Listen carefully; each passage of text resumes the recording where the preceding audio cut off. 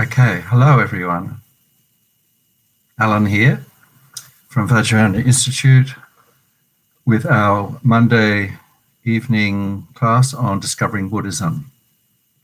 I hope you're well and I hope you're comfortable. Okay, so I'm just would like to get the live chat column back, just a little technical thing. Just so that allows people to make comments and say hello and so on. This is a great thing to have. So I'm just going to press the edit page and see if that makes any difference. No. Okay.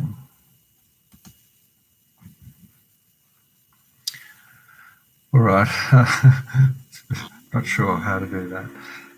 Okay, we'll continue. So this is our last fourth class on mind and its potential.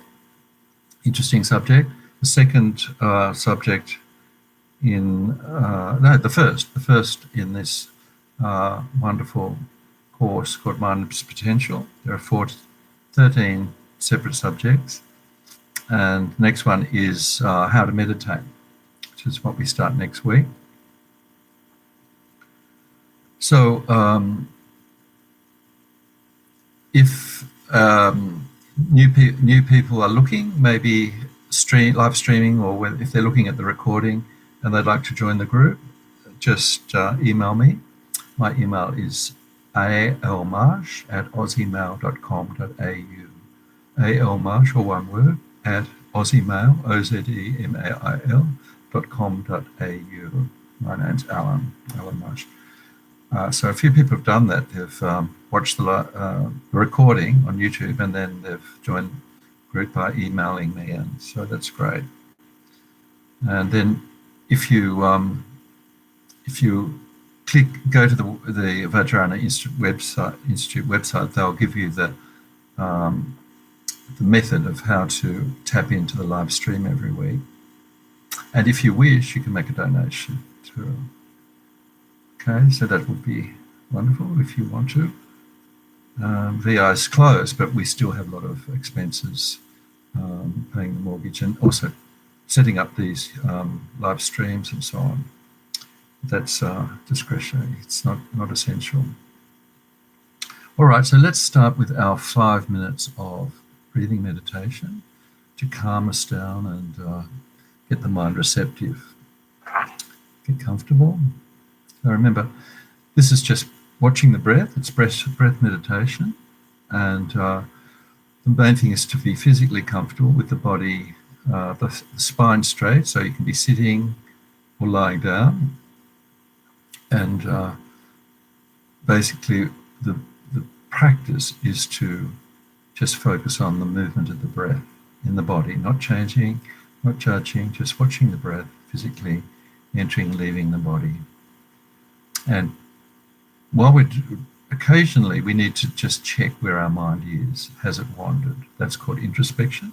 So a part of the mind just watching ourselves, watching the breath. And if we notice that we've actually wandered off, as we usually do, I certainly do after a short time, you just notice that distraction. Usually it's a thought, could be a sound, and just let go of that distracting thought. Could be about what happened today, something going to do later on tonight. Just notice that, let it go, patiently come back to the breath. Very simple practice. Very simple but difficult to do. All right, let's start.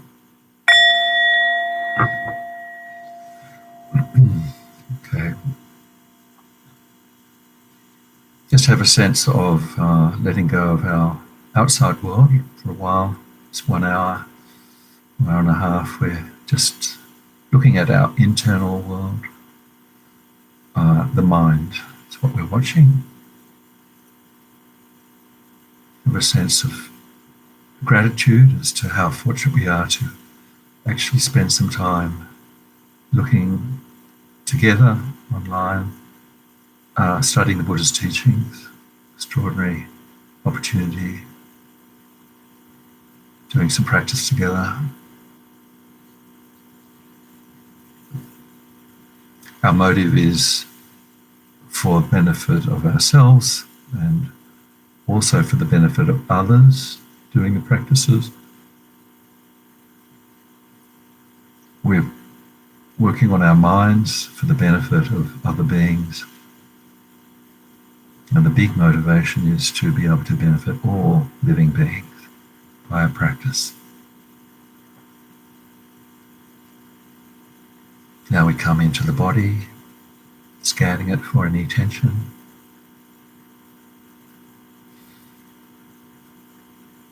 The shoulders, the head, muscles around the face and the eyes. The eyes can be closed or gently open, softening them. And just with each out breath, have a sense of breathing out any tension in the body, any aches and pains.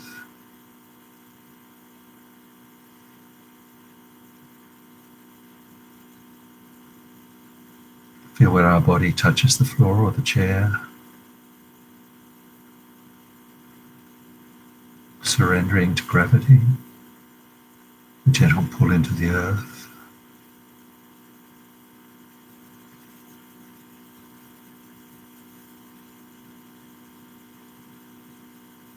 Time to let go.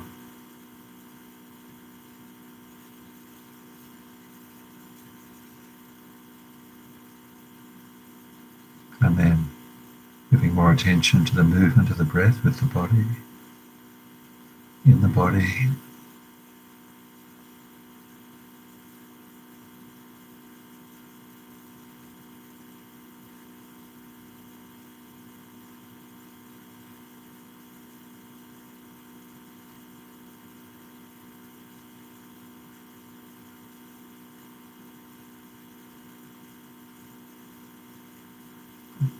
Keeping an eye out for distractions.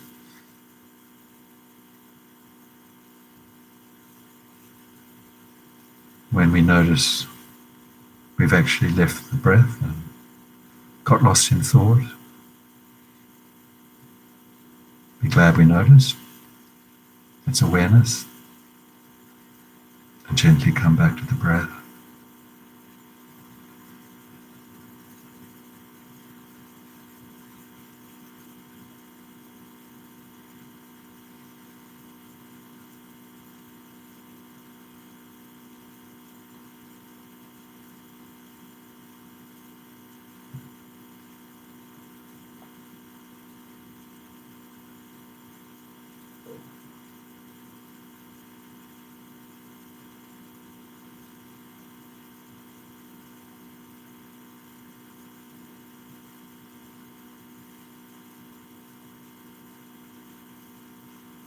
Just one breath at a time,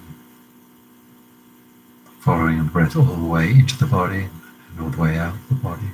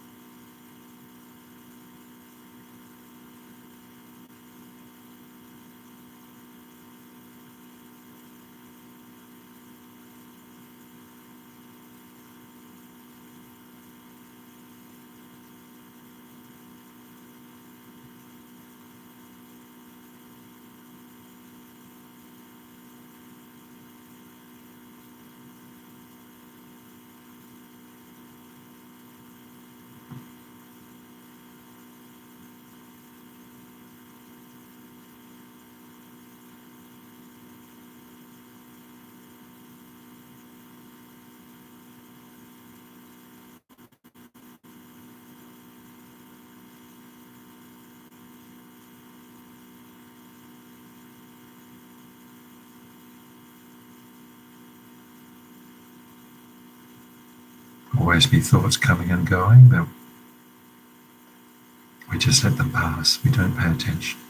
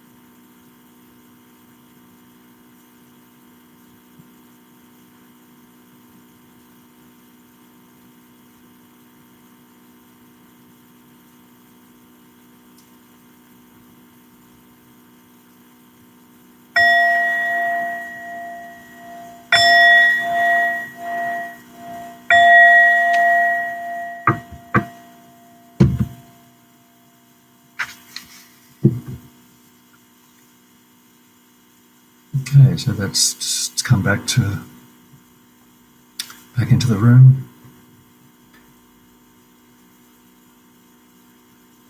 So this last class, we'll start off with the questions there. I hope you got the notes I sent out yesterday, I think it was.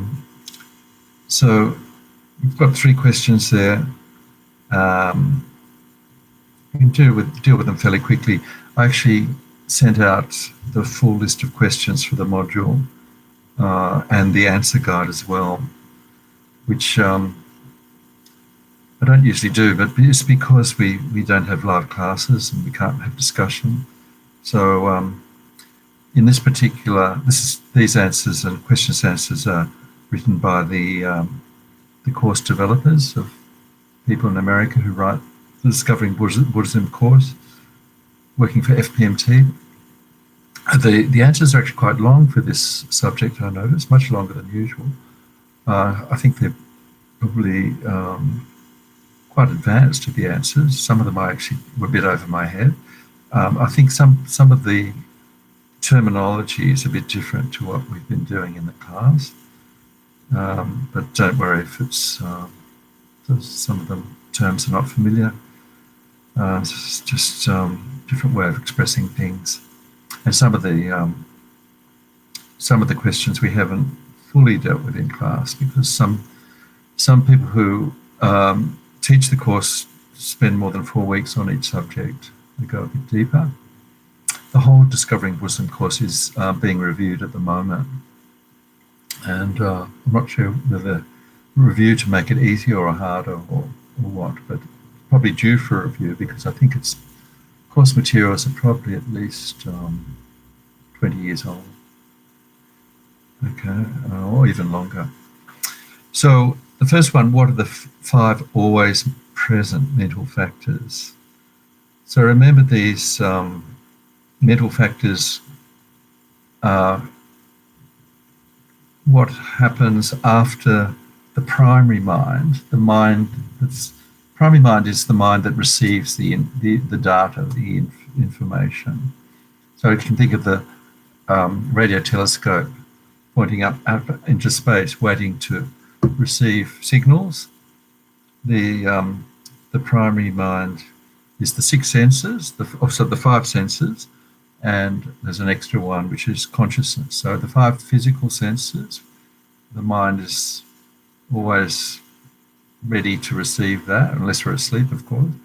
And then the input could be not from the external world, but just thoughts, things that we see when we're trying to do our mindfulness meditation.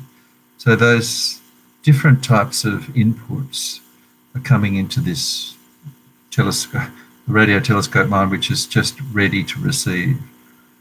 So it's a neutral, the primary mind is a neutral receptor, and these mental factors are what happens next, what the mind does with the information. Does it like the colour of that thing, or is that a person that I want to meet? It makes these judgments and deals with all that information. So the always present mental factors, there are actually 51. We didn't go through them all in detail. The always present ones are contact. So this is the mind first receiving the information, the mind meeting the thought or meeting the external object. Second one's discernment. So that's putting characteristics, seeing the characteristics, seeing what the shape is, the colour. So seeing identifying it is. This is a person walking towards me, for example. I see something there. Oh, it's a person. So we actually do that by seeing all the characteristics and remembering what a person looks like, and that's the person. Feeling is our reaction. Do we like or the pleasant feeling when we see this person? Neutral feeling, we don't know who it is, or it could be someone we feel uncomfortable with, someone who we don't want to meet. So this is the reaction in terms of our emotions, and just general pleasant unpleasant or neutral, like or dislike, Facebook's terms. Number 4 is attention. So that's the ability to hold the object on the hold the object in our mind. Okay, so it's aware, holding our attention. So the more firm our attention is, the better our attention is, the more we can actually take in. If we've got a nice, steady, receptive mind, we can actually be very observant and see exactly what that person is doing, what they look like, what they're wearing, how they walk, all these different things. So just like in our breath meditation, if we've got really good stability, we'll be able to be aware very quickly when there's a distraction coming into our mind. And we can let go of that distraction very quickly and come back with our attention, our ability to be stable and keep our attention. The last one is the intention, what we're going to do about all that information, the thought to do something. So if we're interested in that person, that's our friend coming towards us, we're going to talk to them, we do something, that's volition. Okay, if we're not interested, and that's the person we don't like, we might actually cross the street or try and avoid them. Or if we're neutral, the intention may be not to do anything, just neutral feelings. So that's just a very quick rundown on the 5 always present mental factors. And so there could be positive, negative, or neutral. The next one is question. I think what are the 3 main delusions or non-virtuous mental factors? So this is what we'll spend a lot of time on tonight. We're going to look at more detail at the virtuous mental factors and the non-virtuous mental factors. So the 3 main non-virtuous mental factors are attachment, aversion, and ignorance. And they've often given different names. Attachment might be called desire. Aversion could be called anger. Ignorance can be often called confusion. I think His Holiness causes it more confusion these days. Of course, the His Holiness translator uses these words. Or His Holiness often speaks teaches in English, and so ignorance can have a slightly different meaning in our ordinary English vocabulary. So, but if you most texts actually, or textbooks and teachings and teachers use attachment, anger, or ignorance, or desire, aversion. It's actually, there's no rule about it actually. So they're the 3, and so we're going to look at those, and also the opposite, which are the positive mental factors, the positive states of mind. How can that, so just leave that for, we'll come back to that one. How can understanding the laws of cause and effect help deal with hardship and difficulty? So this is actually the point His Holiness was making in his article in the readings, and I think we just touched on it last week. Just a summary of what he was saying there is just one of the many points he was making there is that if we understand that the origin of our difficulties, when we're having hard times, when we're having personal difficulties, health problems, mental problems, could be financial, just think of all the problems that the COVID virus has caused.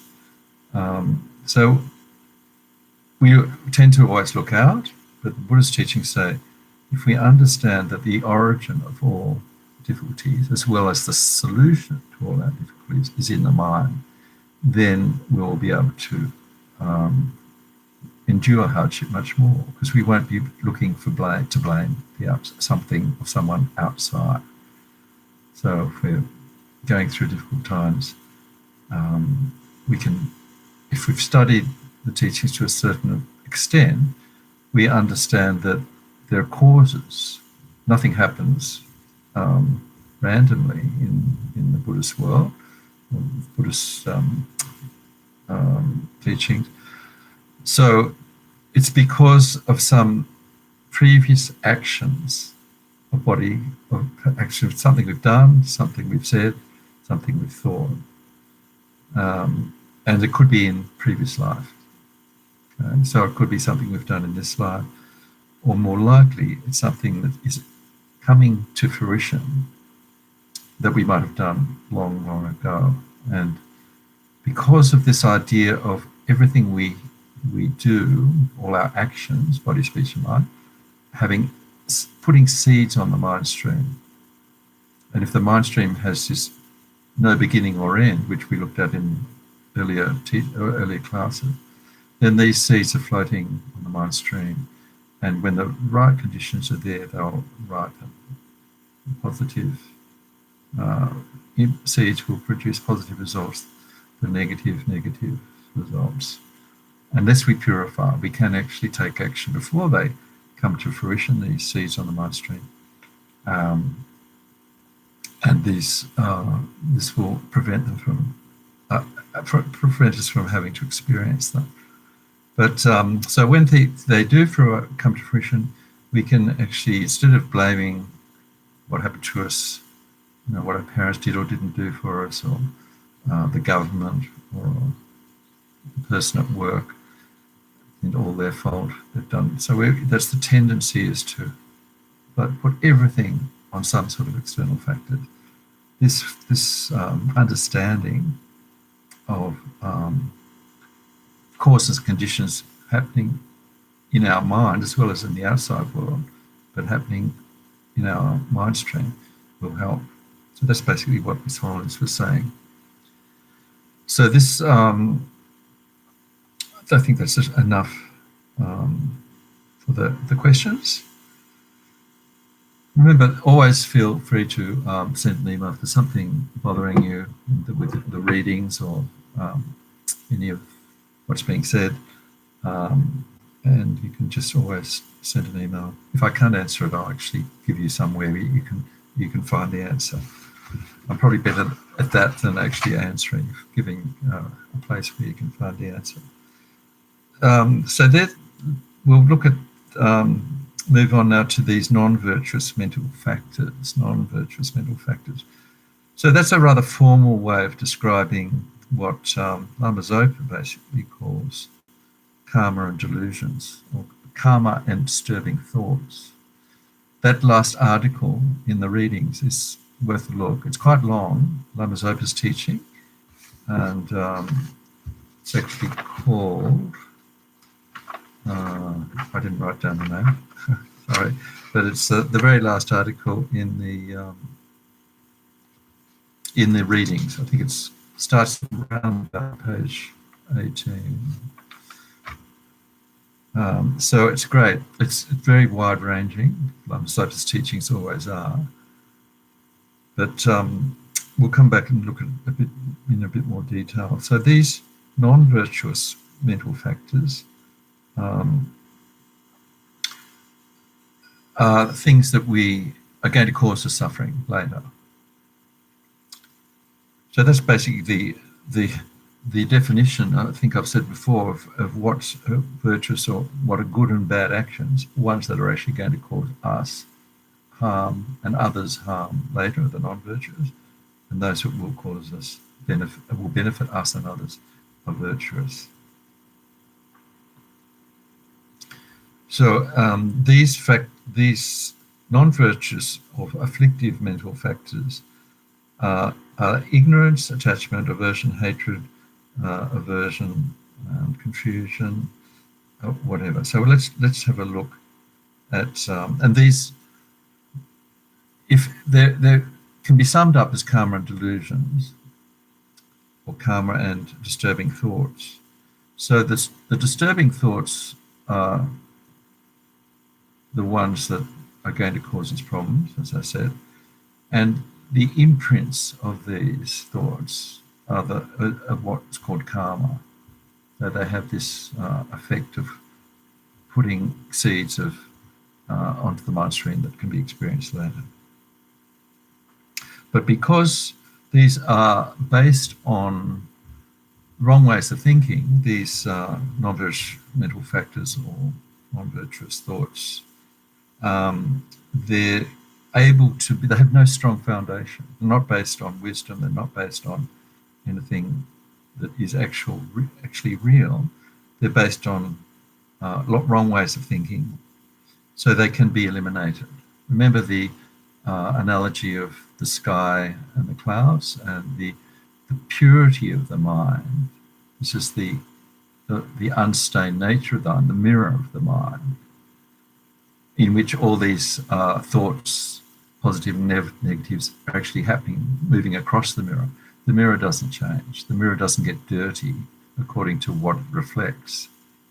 The mirror is still clear, clear. So this makes it possible for us to eliminate the non-virtuous mental factors by being able to identify them and take countermeasures, and to the extent that they can be completely eliminated. And that's how Buddhahood is achieved. That's how Shakyamuni Buddha became enlightened. Over many periods, many lifetimes, he'd been purifying his mind. And so it was under the Bodhi tree that came to fruition, where he achieved full enlightenment. So of the three, ignorance, attachment, aversion, the ignorance one is what is called the root delusion, the one that is the cause of all the problems, and that causes the other two. So just looking at page 2 of the notes, if you've got them there, and a lot of these notes just based on the text, Geshe-Tashi Sering's book on mind, which is in the reading list. I think it's called Mindless Potential. I've forgotten what the title is. Geshe-Tashi Sering is a very great teacher who for many years taught at the Buddhist Center in England, and he put out many books in his own name. So he says that we can divide ignorance into the intellectually acquired and the innate. The intellectually acquired, he says, is less harmful than innate ignorance. So if you think about somebody said, oh, that person is so ignorant, that in our English terminology, we're really talking about whether they've got an education, whether they understand something. It could mean whether they've been to, had any schooling and what sort of level of schooling they've had. It could be that they don't have a good sense of common sense. They don't reason properly. So we probably could be saying it to the anti-vaxxers, for instance, so ignorant, or the flat earthers. Not so many of those, but often the climate deniers, climate change deniers, they're called flat earthers. So we could be referring to they haven't looked at the facts and made a reasoned conclusion. And so I think that's what Geshe-Tashi is referring to, that if people, they can be removed by culture and training. So if we have an open mind and do some research and find out what causes climate change, and how vaccination can help us to overcome or lessen our chances of becoming sick from COVID, things like that. Or it could be being brought up in an environment where we're taught to distrust other races. Could be, or as a fundamentalist in the way of religious thinking and so on. So if I'm just thinking of my own situation when I was I had quite a privileged, sort of very protected upbringing in Sydney. Went to good school, had a middle class sort of family, not super wealthy, and then I got the opportunity to travel, and so around the world. And I actually went to third world countries. For some reason, I was much more interested in seeing Africa and Asia, and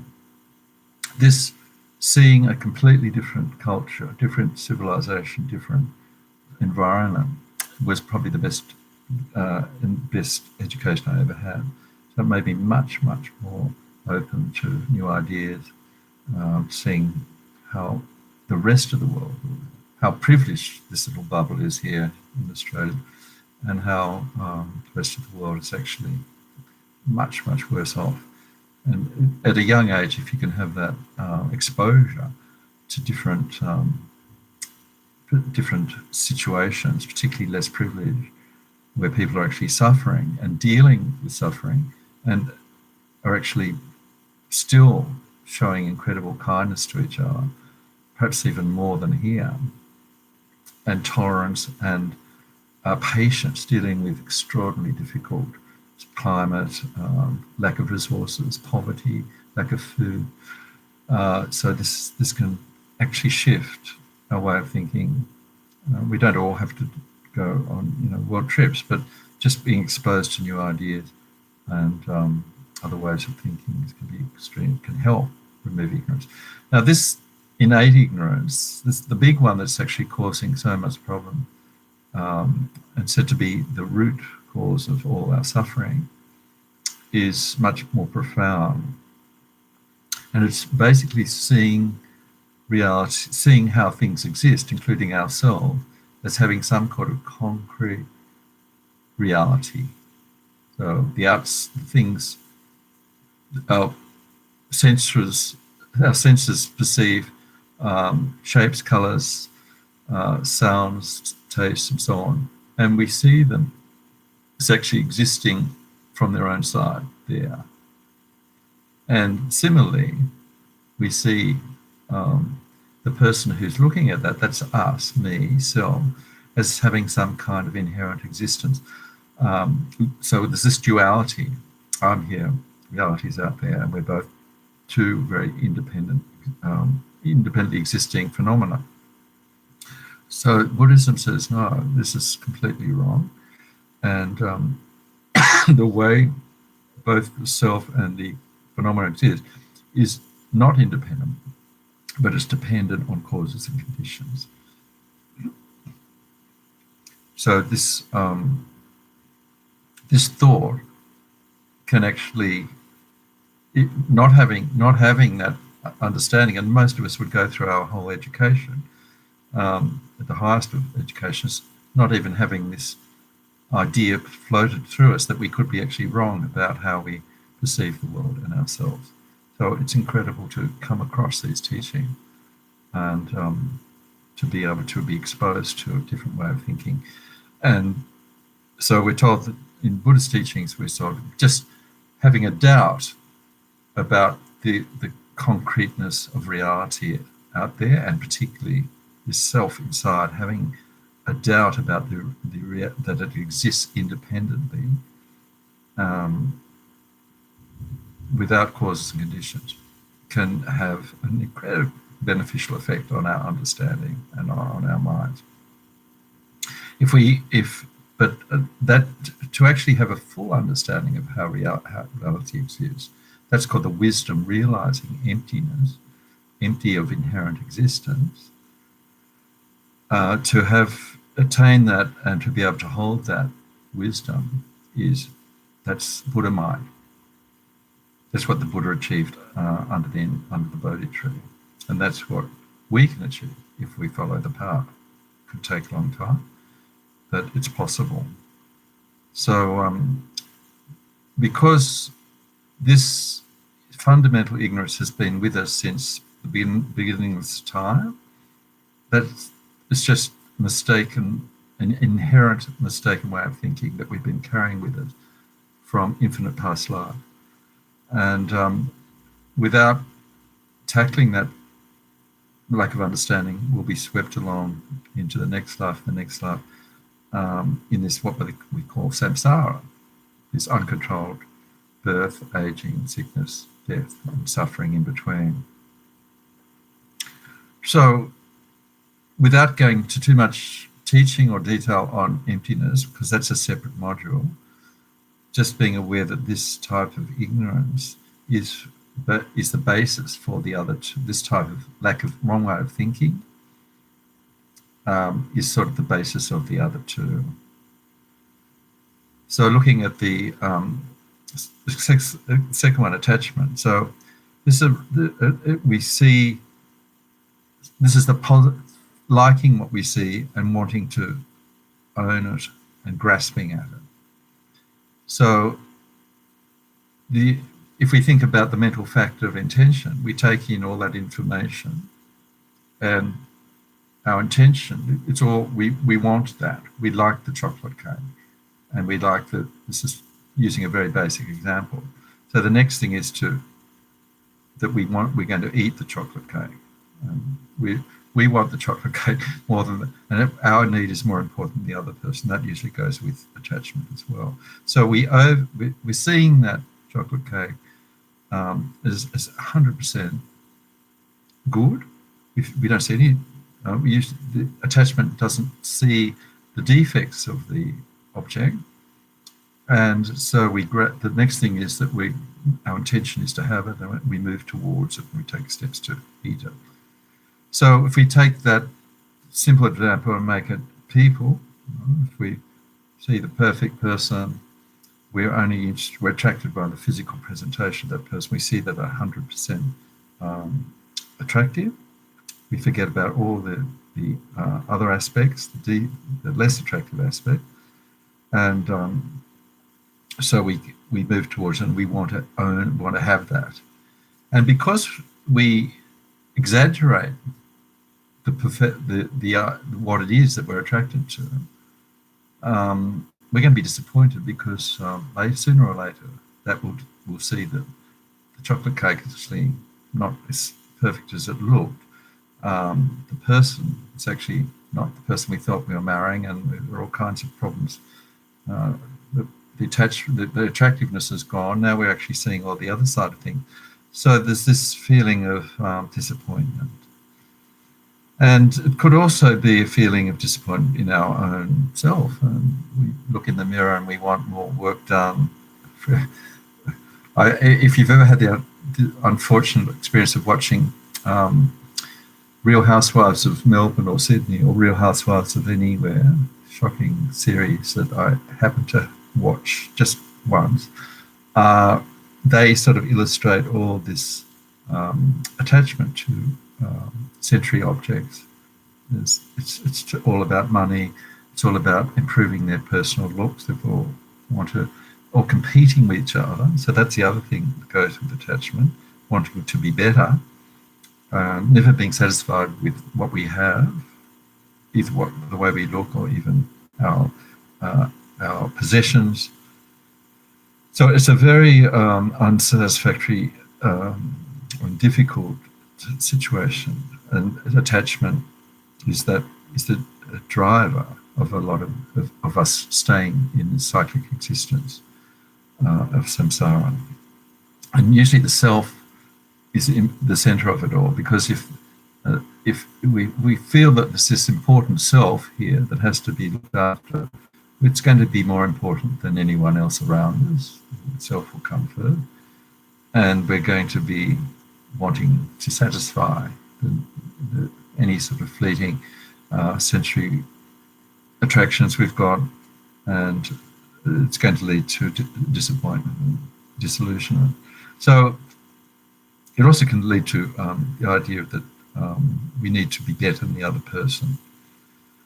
If you think about the whole of consumer society, it's all the advertising is really based on the idea that we need this product in order to be happy, and until we have it, the next app or the next digital device, we're going to be left behind. You miss out behind, and the other person will be better off than you.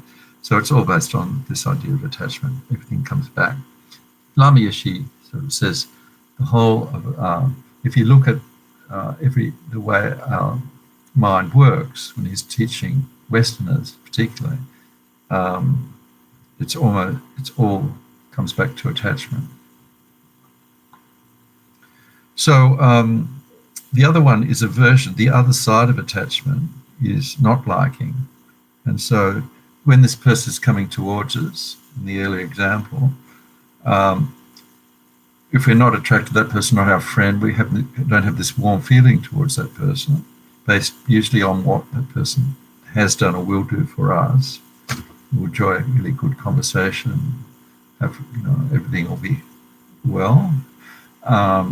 Or it could be the enemy, the person we're feeling uncomfortable with. In this case, the aversion steps in. So the me inside says, oh, this person's coming, I don't like that person, this self-existent I.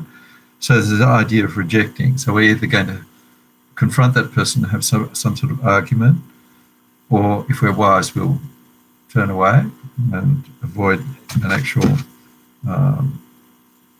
bad experience on both sides, or we'll. But the actual aversion, we have ill feelings towards that person, so we're not going to wish them well. So that person or that thing is going to thwart our happiness. It could even threaten our sense of self or existence. The fear that is arising at the moment from the pandemic. So this is really death meditation in a way. If we have not sort of thought about the certainty of death, uncertainty of time of death, and how fragile each day is, it could end this body could end at any moment, then the fear of a disease like COVID-19 is going to be much greater. Whereas if we've acquainted ourselves with the possibility of death, illness, and a change in our circumstances at any moment, then it helps to deal with these bad conditions. So that's aversion. We'll come back to these again. It covers these negative factors. Either we see them as greed, hatred, and aversion, ignorance, or we could just say karma and delusions, or karma and negative thoughts, karma and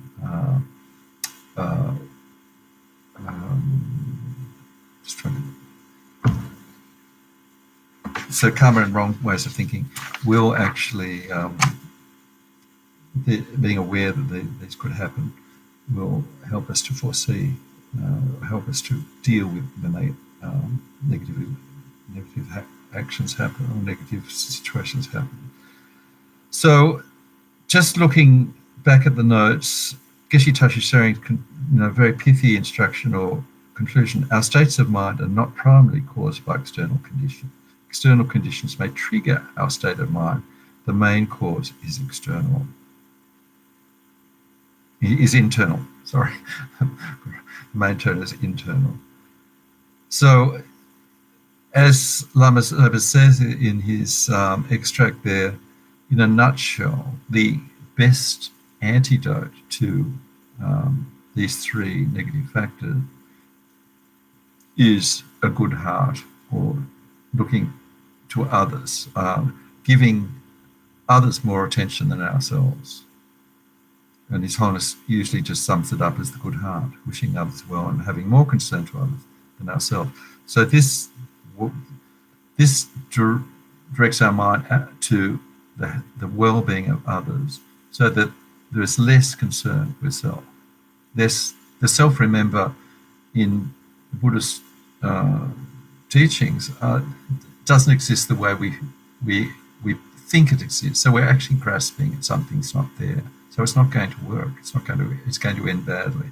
There's nothing other than this collection of physical aggregates, the aggregates of our body, and the mind itself in the body.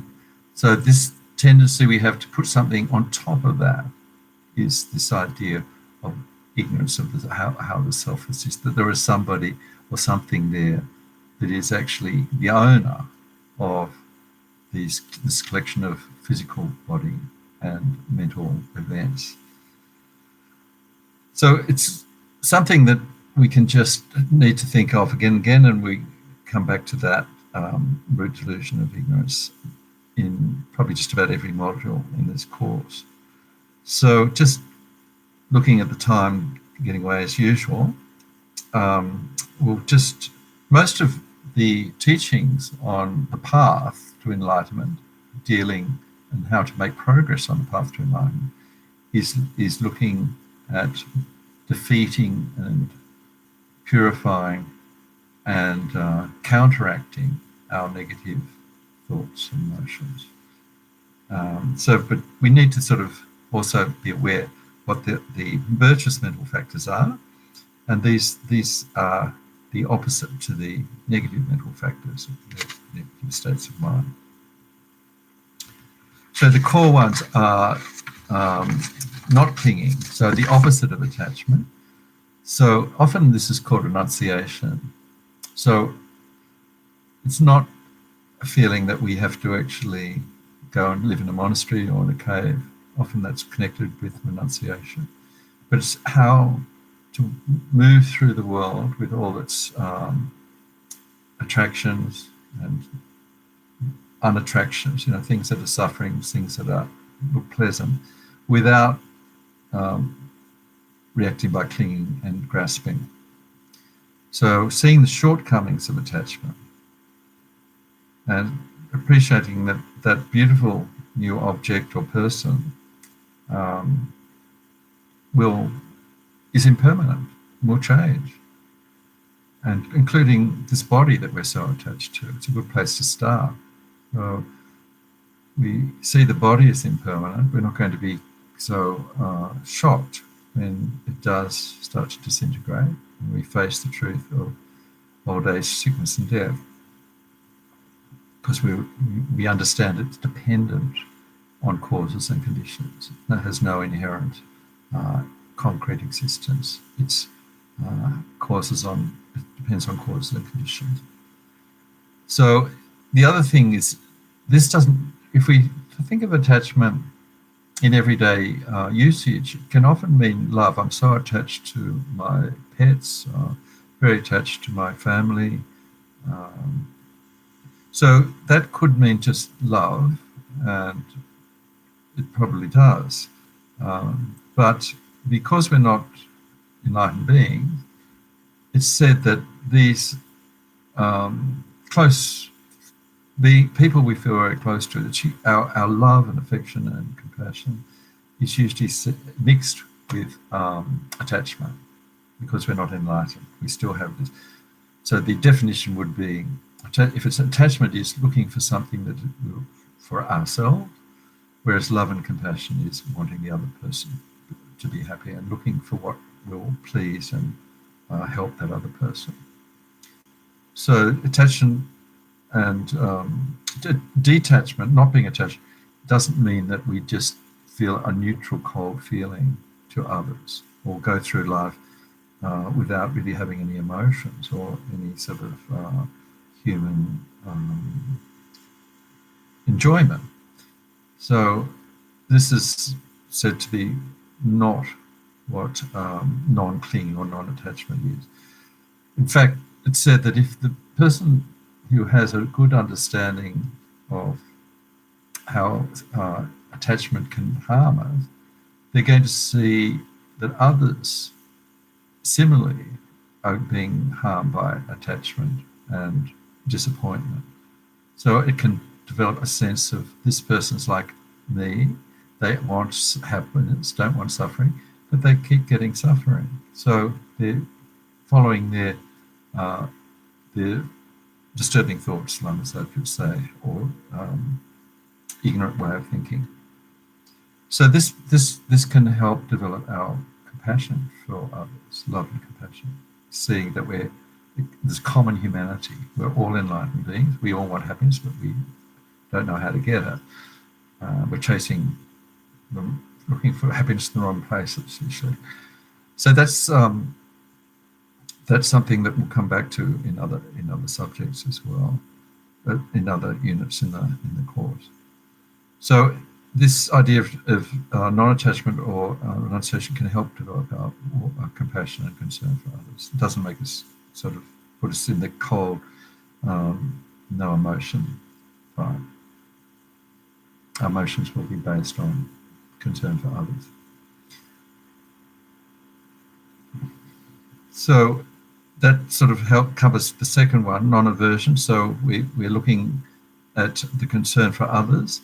And tonight we're going to do the equanimity meditation, where we look at a friend, enemy, and stranger, and we look at why we divide them up into, why most of the people in our lives we divide up into these three categories.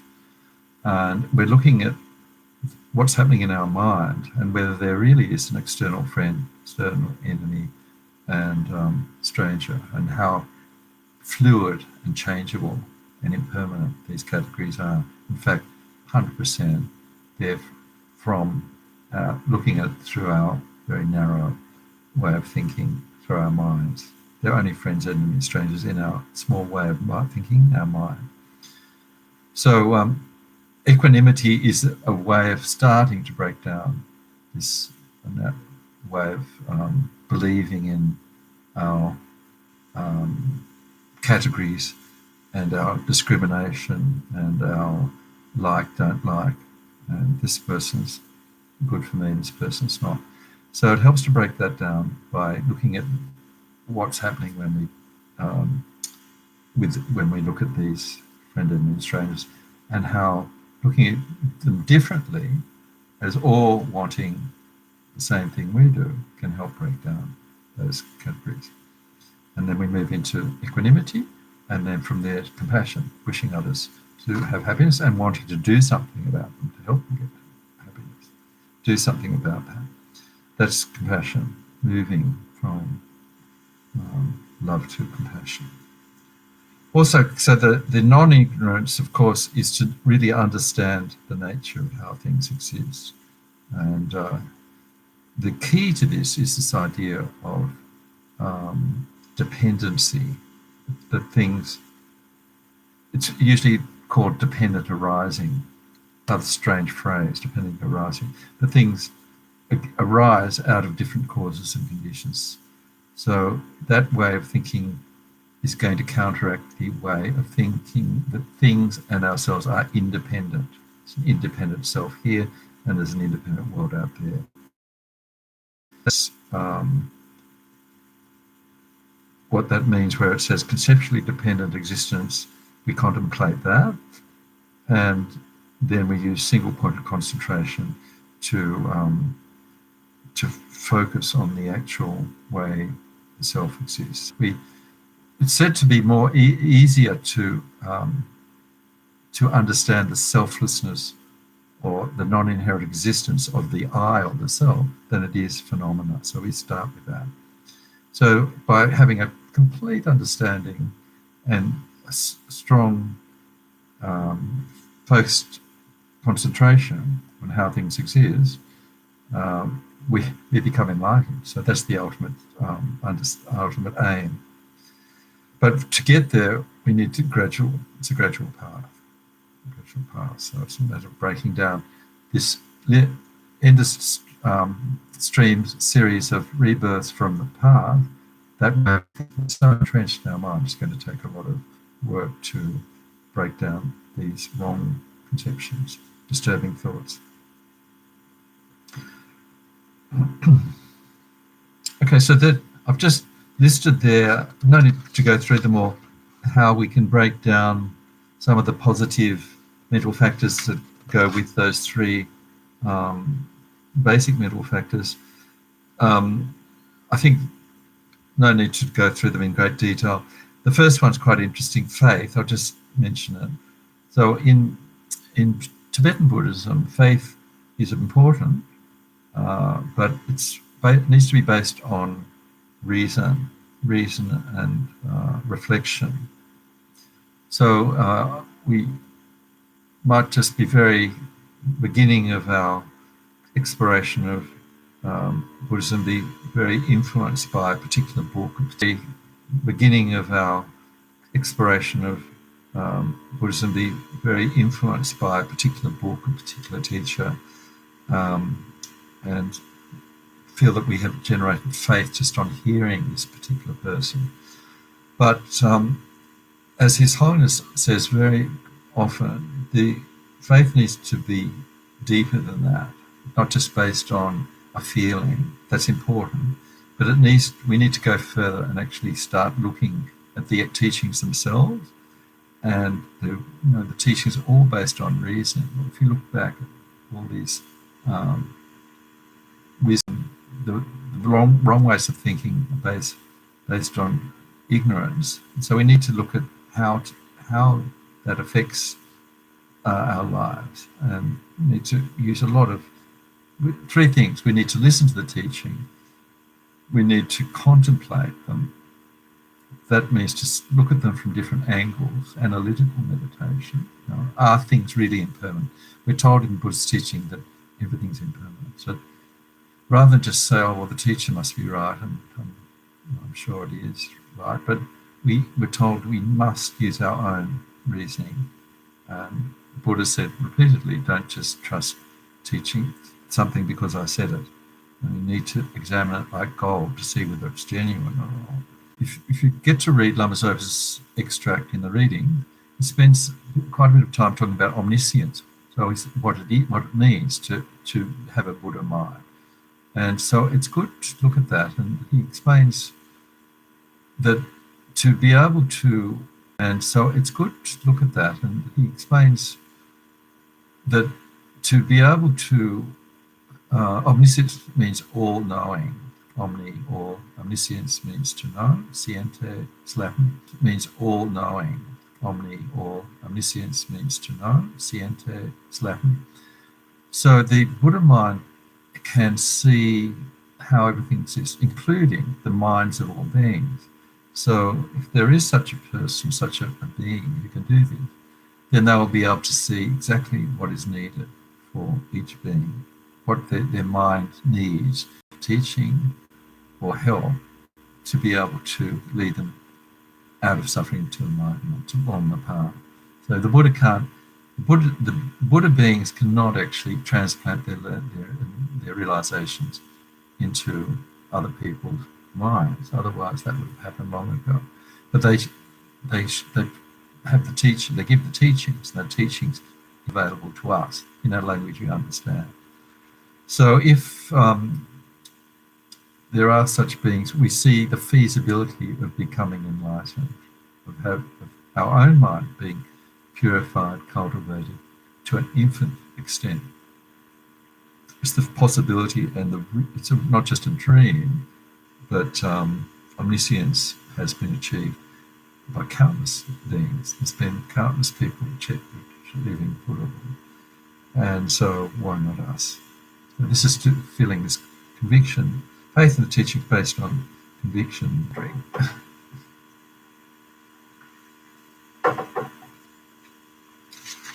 So the last,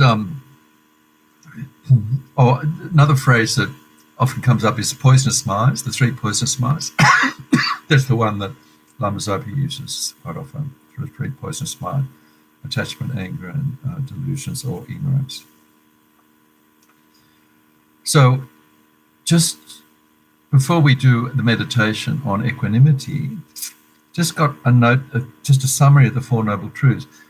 Everything that we've covered in this module can actually be sort of condensed into the Four Noble Truths, which we look at in detail when we do the module called Presenting the Path. That's the one after how to meditate. So these Four Noble Truths taught by the Buddha himself are the key to understanding the mind and its potential. So the first truth is the truth of suffering, that suffering exists, that the situation we're in is in the form of suffering, and we know the three types. Just very quickly on the Four Noble Truths, I won't go into any detail. The first one is to realize that we have a problem, and often we know that the first type of suffering is that we get sick, get old, and we have problems, mental and physical. But the other two are the ones more subtle. The second one is that all these things we're attracted to and form and attached to is actually a form of suffering. They're going to not cause us happiness, but cause us suffering eventually. So to actually realize that in it, not just intellectually, but feel it and in our heart, will help to develop a sense of we need to do something about it, which is the second noble truth. So the second noble truth is that there is a cause. So suffering doesn't just happen and it's nothing we can do about it. It's subject to cause and condition, it's dependent on cause and condition. And if we know and look at what those are, and we just had a quick look at them, the non-virtues, then, and we can start dealing with them, then we can get rid of that suffering. So that's the third noble truth. The suffering is a way of ceasing the suffering. If we remove the causes of suffering, then we can remove the suffering. And because of the way our mind is, with this Buddha potential, we can do it. And the last one is, how do we do it? That's the path, the truth of the path. I think that's enough of the monologue, which it wasn't a monologue, we had more discussion, but that's the way it is at the moment. So let's look at now the meditation on equanimity.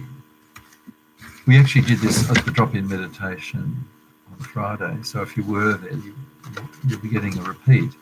But it's the sort of meditation that can be repeated. It needs to be repeated many times for it to take effect.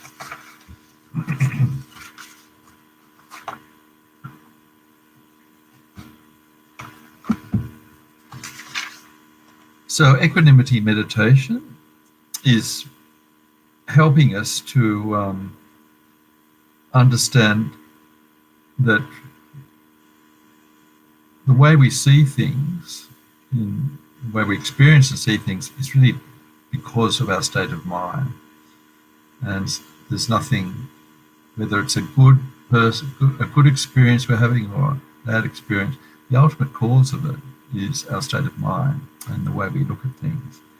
So we look, to help us sort of realize this, we use people, and particularly the way we classify people.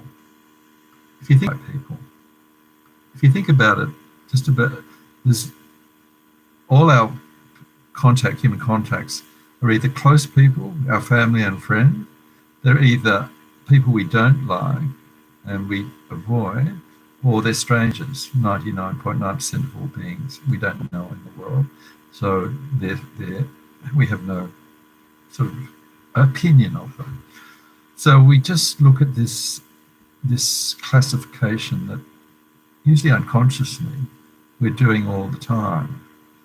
And why is the friend a friend? We just look at it. How strong and how stable is that person? And so we're looking at time when the person wasn't a friend, was in the category of stranger. We're looking at friends who we thought were just the best permanent ever lifetime friends, and we fell out with them for some reason. Forever self-existing concrete friend doesn't exist. So we do the same with an enemy. Enemy is a harder one to do, because we've got more sort of solid ideas about that person, particularly if they've harmed us. And so we look at that person and, why does that person make us feel uncomfortable? We may not know. It might be just something instinctive. Could have been an incident that might have happened in previous lives, may not have been in this life.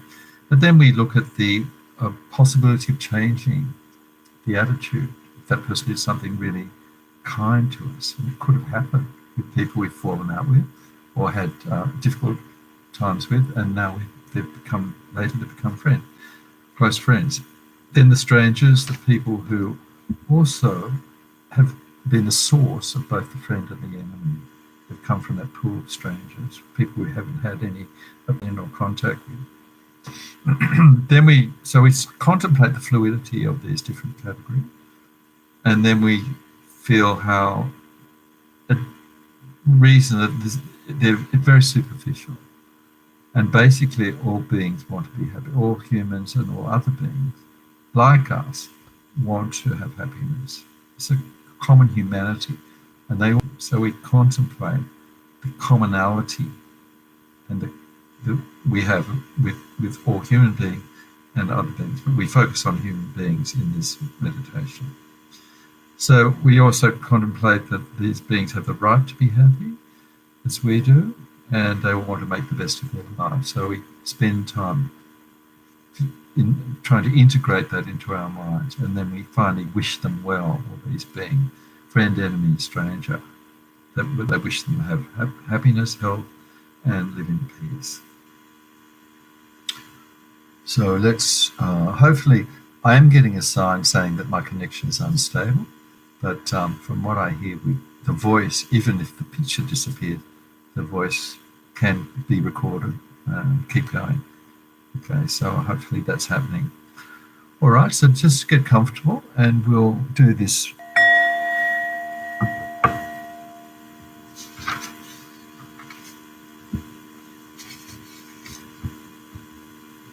So we start our meditation on equanimity with a few moments breath meditation, calming the mind. Coming back to that state where we did the 5 minutes breathing meditation. Just focusing on the breath, coming back to tranquility.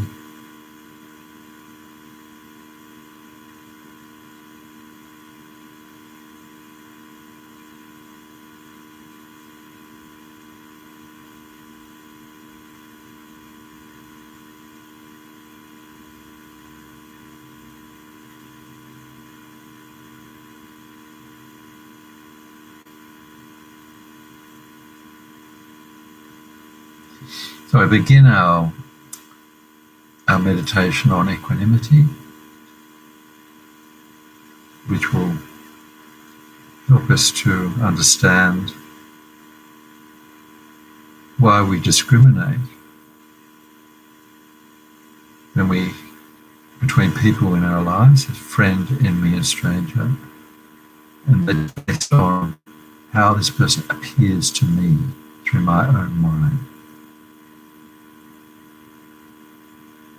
We begin by visualizing 3 people in front of us. The first one is a friend.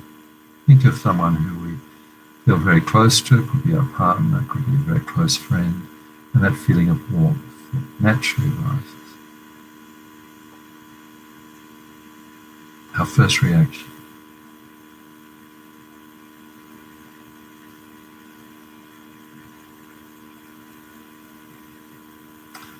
Then, without going to analysis, just think of the person who we don't feel comfortable with, somebody who has caused problems in our lives, could have said something or done something that hurt us or harmed our life, or could be someone we just feel uncomfortable with, and feel that sense of uncomfortable with, wanting to be separated from that person, wanting to be there. Aversion. And then next person is somebody who's just a stranger, person in the street, someone we see on the bus, the train, perhaps someone we just see in the shops, but we recognise them, but we don't have any dealings with them. But we recognise them, but we don't have any dealings with them. No, the person has neither helped or harmed us. Indifference, a feeling of indifference.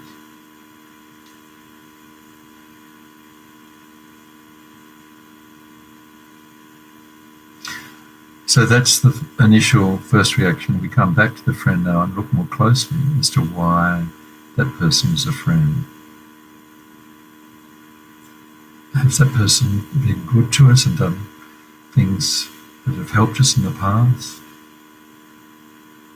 Maybe we've just had common experiences together. We have a lot in common.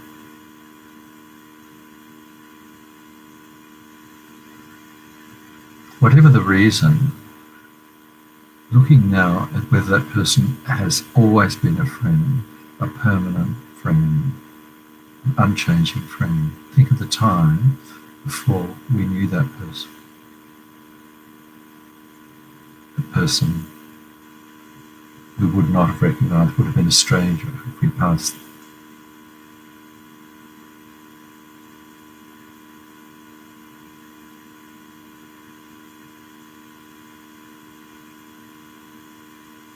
Can we imagine that person doing or saying something to offend us, where that person no longer is a friend in our way of thinking?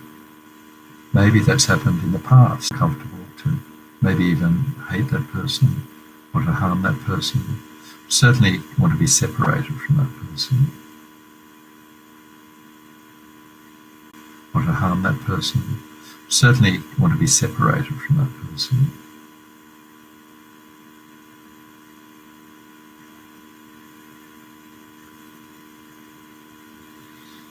Now looking at that person in a different way.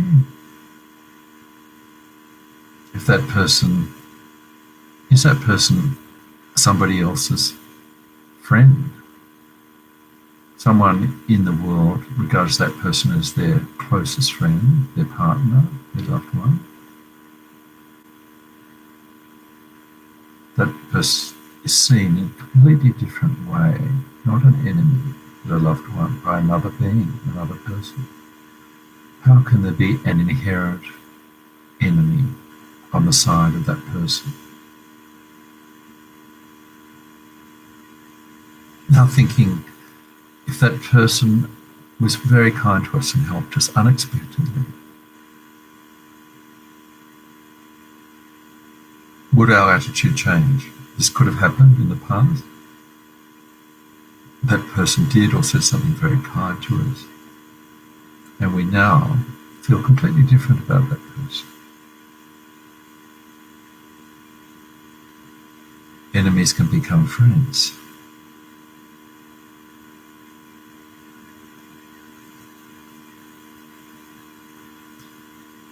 Seeing that this category of enemy or difficult person is in our own mind. There's nothing inherently an enemy or friend out there. It's our state of mind.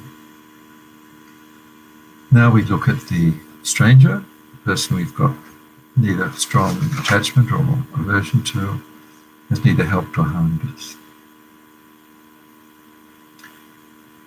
The category of stranger is where the friend came from. The category of stranger is where the enemy came from.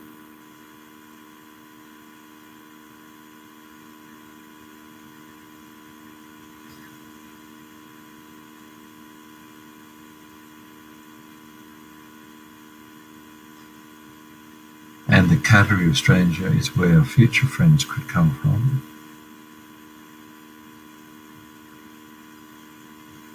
Thinking particularly now with these three beings in front of us, that these beings, like us, all want happiness, like us, and don't want a slice bit of suffering.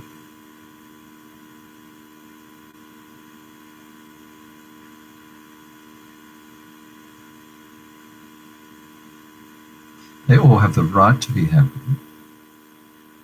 just as we do.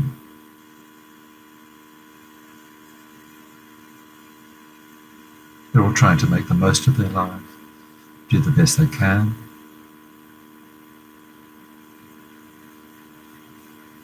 Like us, they all have the potential to rid themselves of their faults,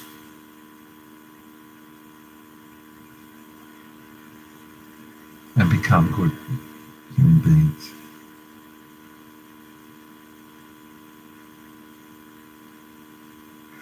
This category of friend, enemy, and stranger, a way of seeing other human beings, is through our narrow, self-limiting state of mind. The mind of enlightenment requires equal concern for all beings, every sentient being.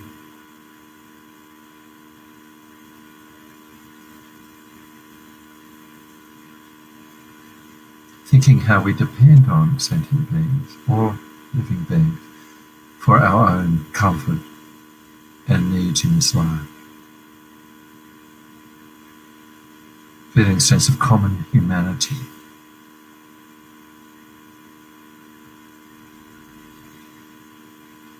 And then we visualize all sentient beings in human form around us and wish them, like ourselves, to have happiness.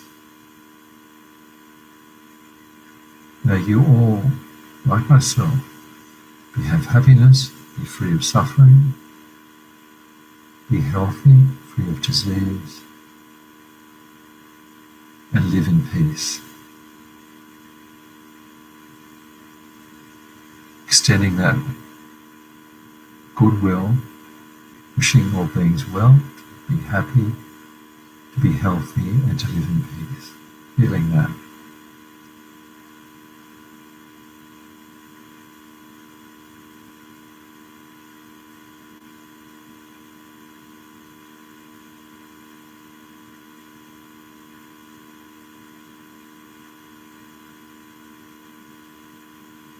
These great beings who have attained great development of their minds, like bodhisattvas and Buddhas, intuitively and spontaneously have this feeling. Intuitively and spontaneously have this feeling of equanimity, wishing all beings to be happy and free of suffering. May I also achieve that.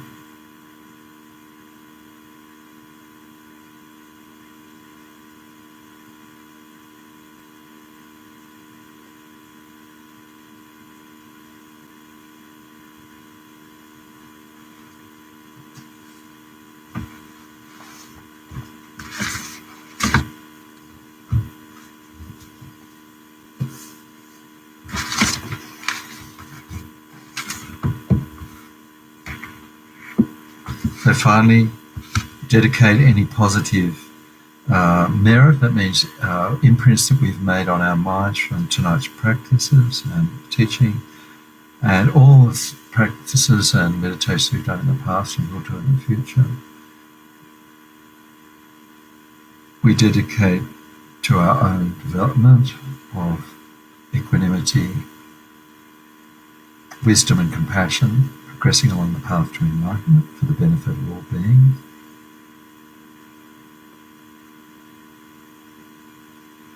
And we also, just reading Lama Zopa's special dedication during the pandemic, however many sick sentient beings there are, may they quickly be freed from all sickness. May all the sickness without exception of all transmigrating beings never occur again. May the Buddha Dharma last for a long time, and may the sentient beings in this world meet the Buddha Dharma and achieve enlightenment as quickly as possible. Dedicated to that.